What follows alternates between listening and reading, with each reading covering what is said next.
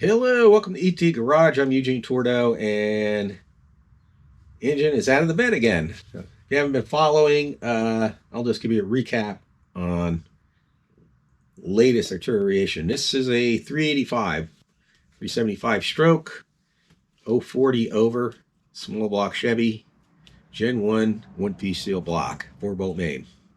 Uh, this block has a lot of miles on it. Even though it has a lot of miles on it, uh, and I, well, it has a lot of miles, and I was thinking of maybe building a 400 or a 406 using a one-piece steel block from Summit. I could just take pretty much from the connecting rods down and transfer it to that block. In other words, my crank, my rods, the oil pan, timing cover, even the camshaft. Just transfer that right over, and all I have to do is get different pistons and then put my heads on it and go.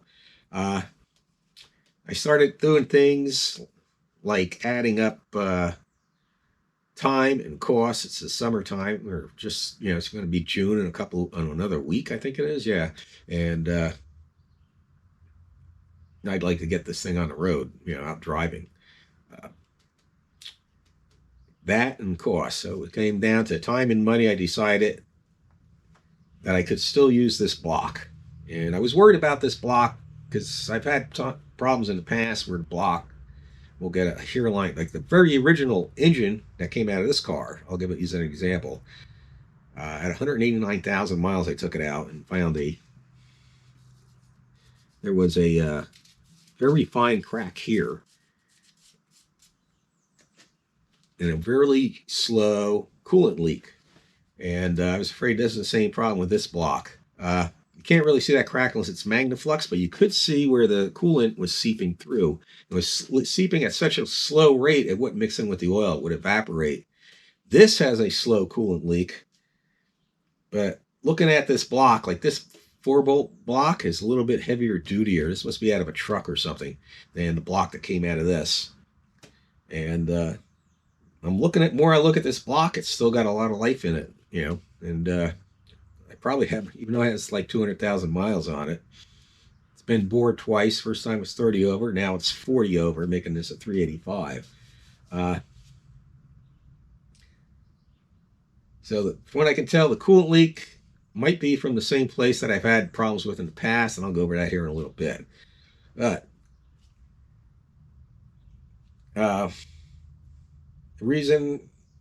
main reason I pulled this is I originally took the valve covers off to inspect the valve train because I was starting to get a lot of lifter noise, and I couldn't find anything wrong with the valve train. I think it's either something with the lifters or maybe even the lifter bores are just a little too much, but I'll go over that here in a little bit.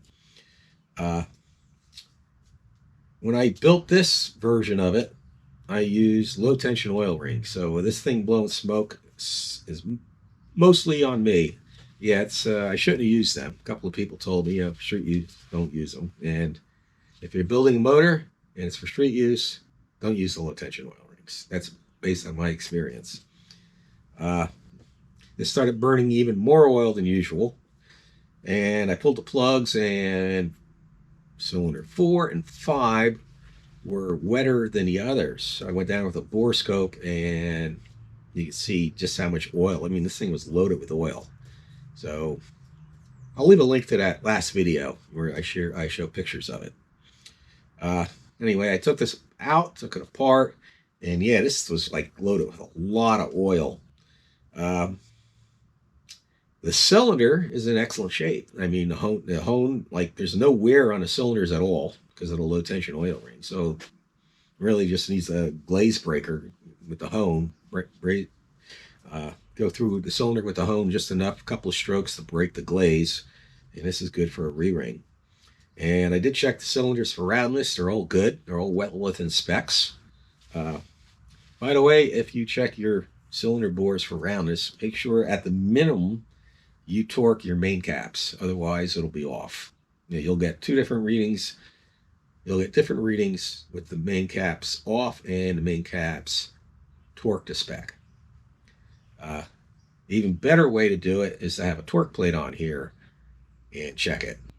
And you'll get even more accurate. especially if the engine was honed with a torque plate. I mean, you could bolt the cylinder heads on, flip the motor over with the crank, and of course with the crank rods and pistons out, and measure from the bottom and get even more accurate reading. But just the main caps torqued, I'm well within specs as far as roundness and taper. And the hone, there's no ridge, and basically, yeah, just run a hone through it and clean this block up, and I'm good to go. I did find several other problems, and I did find something that's really amazing that I'll show you here in a second. So let me show you the engine mounts first. All right, here's the engine mounts. Now these, I replaced these engine mounts the last time the motor was out. They're cheap, but look at them. They're all loose, shaking around, and the bolt rattles around in this hole too. And this motor, when I started up, it rattled like hell, and that's basically the headers wrapping up against the chassis until it started. So I'm going to replace these with polyurethane motor mounts. And maybe I'll do a video on that, because you have to use your old mounts. I think you have to separate them and then bolt them back together or something like that. But I'll go over that in a video, another video maybe. Like I said, I don't know if you can see here, but the cylinders are in really good shape. Basically, this block just needs a good cleaning inside and out. I'm going to do all the oil galleries and all that stuff. And another problem I found was here with the oil pump pickup. See if I can show you. But I had this. Yeah, it would have been like this. You can see a little tack weld on there. I had this tack weld in here. And yeah, it would have been something like that. And I apparently didn't tack weld it good enough. And it was loose. Didn't pop out or anything, but it was loose, just like that. So I was lucky I never lost oil. And another problem I had was the distributor gear. And you can't really see it here, but it's pretty worn. Maybe if I get it next to this one, you can see better. You might not be able to tell here, but you can see how much thicker those are compared to this. And this gear doesn't look like it's melanized. I thought it was, but it's not. The gear I have on here now is melanized. That is a billet steel camshaft from Summit that I'm using. And I took that camshaft and inspected it. The gear part for the oil pump and distributor on the camshaft is still in excellent shape. Didn't wear at all. It's just this wore, which is really what you want. You're better off having this wear than the camshaft, because these are cheap compared to a camshaft. Maybe you can see real good right there. Hopefully you can. But let me show you the number 4 combustion chamber on the cylinder head. All right, here you're looking at the passenger side cylinder head. This would be number 4, the one that was the worst. And if you look, like that's got combustion built up in it here, here, here. This one is washed clean. This thing was soaked with oil. As far as I can tell, that's from the piston rings. It is possible it's from the valve guide seal, but I don't see how. I've seen engines that didn't have any valve guide seals in them, and some fairly worn valve guides and valve stems, and they did not do that. So, looking down here, this port is nice and dry. All the ports are. And I won't know until I, of course, get the valve out how worn the guides are, but they don't look like they're worn at all. There's any wear on those valves at all. Of course, like I said, you won't know till you get the valves out, or if there's a problem with the valve guide seal. But even if there was, there's no way that much oil gets soaked from this cylinder head unless the whole valve cover, unless this whole valve cover would fill up with oil and get sucked down in there, which I find that extremely hard to believe. So let's go look at something that I think is really amazing back out in the garage, and that's these pistons. these pistons, if you look, have that line-to-line coating, and basically this makes that coating gets put on. You then install it in your engine, and it's a really tight fit. You got to really push these pistons down in there even without the rings. That's how tight a fit it is. And as you break the engine in, these conform to the cylinder walls and break in, and basically have zero piston rock. And I didn't think they would hold up this good, but like I said, this has over 15,000 and they still look like new.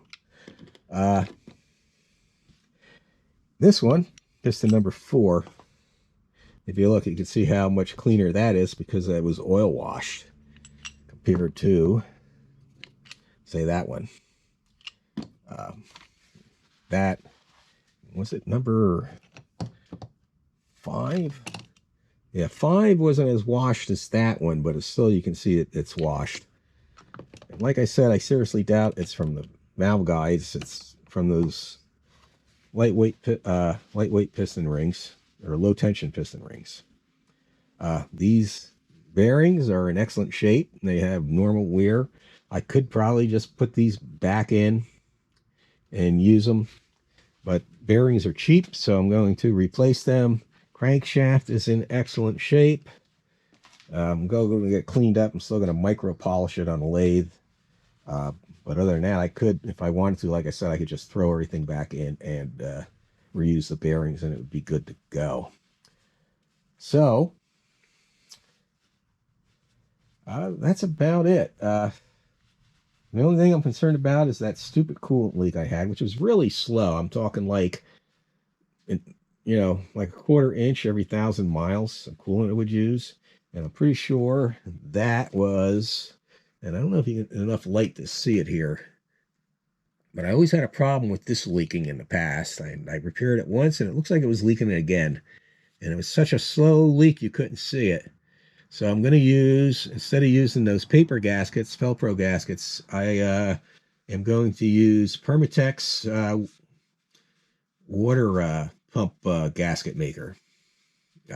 Water pump gasket maker, I think it's called. I'll let you know when I get it. But that's what I'm going to do there instead of the paper gaskets. And I got to get everything cleaned up, and bunch of projects I want to do in here. I ain't going to go over that in this video. Definitely clean the headers up. Of course, recoat them again. I always just recoat them with paint.